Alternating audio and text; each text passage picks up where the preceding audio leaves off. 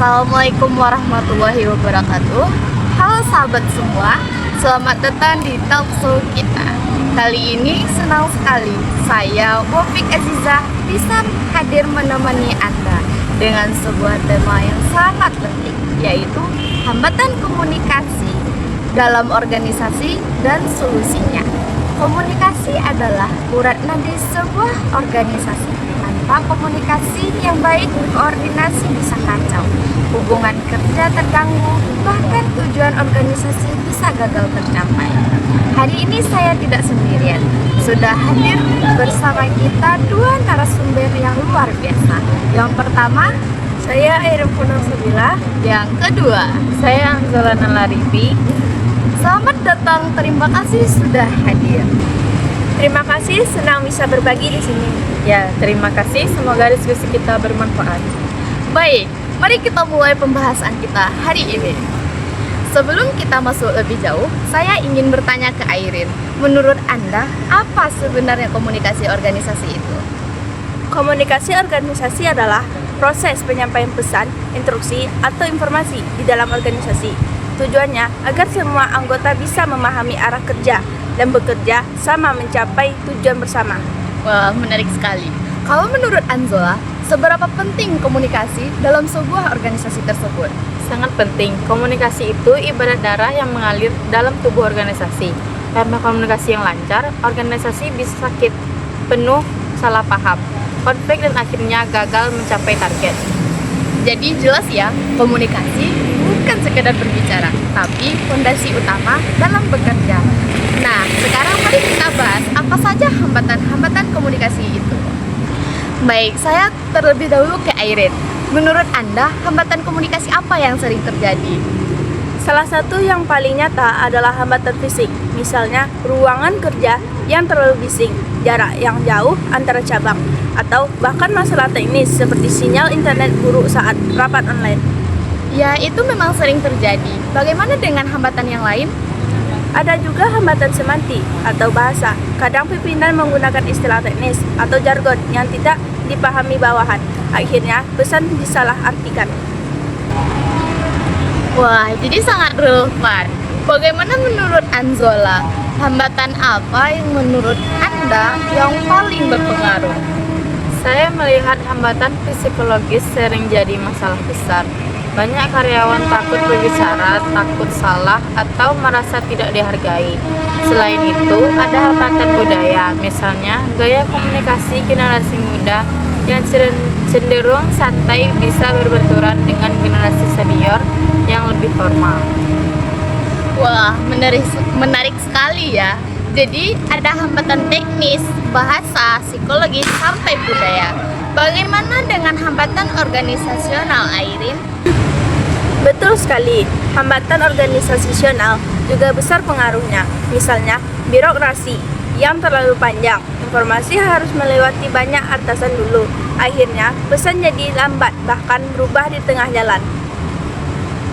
Dampaknya bisa serius. Pertama, produktivitas turun karena informasi tidak jelas. Kedua, muncul konflik antar karyawan akibat salah paham. Ketiga, motivasi kerja melemah karena pesan tidak tersampaikan dengan baik. Setuju. Selain itu, citra organisasi juga bisa rusak. Bayangkan, kalau komunikasi ke pelanggan atau mitra salah, reputasi bisa jatuh. Jadi, hambatan komunikasi bukan masalah sepele.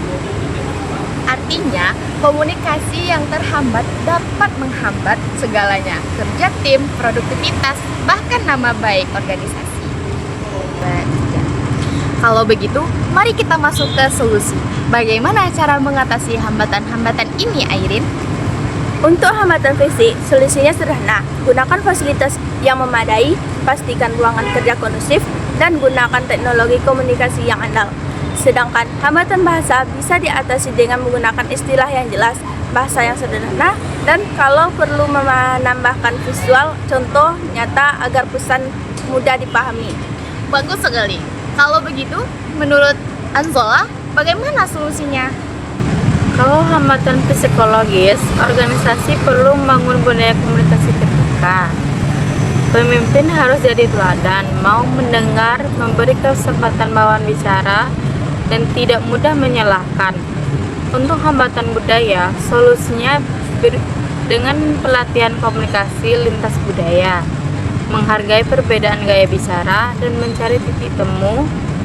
Sedangkan hambatan organisasional bisa diatasi dengan menyederhanakan birokrasi, memperjelas alur informasi, dan membuka jalur komunikasi dua arah, misalnya aplikasi internet atau rapat terbuka.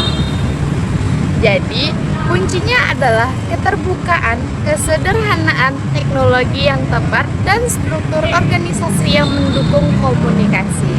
Sangat menarik ya.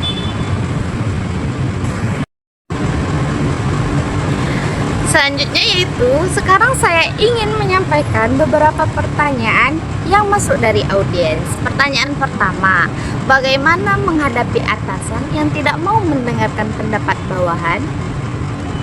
Seperti menggunakan komunikasi asertif, sampaikan pendapat dengan jelas, sopan dan berdasarkan data.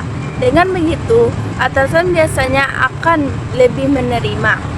Pertanyaan yang kedua, apakah penggunaan WhatsApp Group kantor efektif atau justru menambah hambatan? Efektif jika ada aturan jelas, misalnya jam komunikasi, jenis pesan yang boleh disampaikan. Kalau tidak, justru itu menambahkan kebisingan informasi. Terima kasih atas jawabannya, sangat praktis dan bermanfaat. Baik sahabat semua, kita sudah sampai di penghujung talkshow.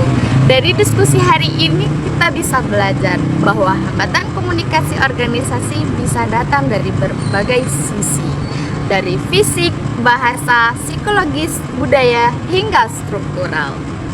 Tapi semua hambatan itu bisa diatasi dengan teknologi yang baik, bahasa sederhana, sikap terbuka, dan struktur organisasi yang efisien. Komunikasi akan lebih lancar dan tujuan organisasi bisa tercapai. Terima kasih kepada Airin dan Anzola atas ilmunya. Semoga bermanfaat bagi kita semua. Wassalamualaikum warahmatullahi wabarakatuh.